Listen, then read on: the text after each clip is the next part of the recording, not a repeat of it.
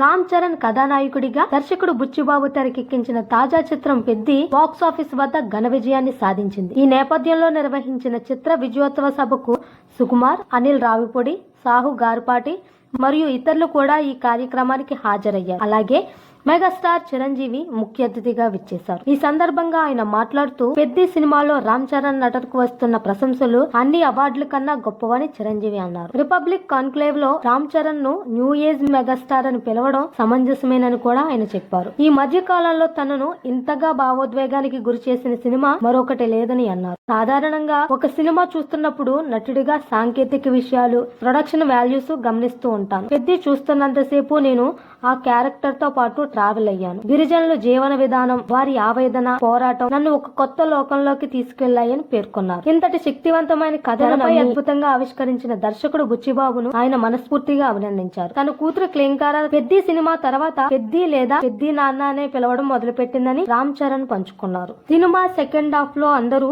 రామ్ చరణ్ కాకుండా పెద్దిని మాత్రమే చూస్తారని బుచ్చిబాబు చెప్పారు.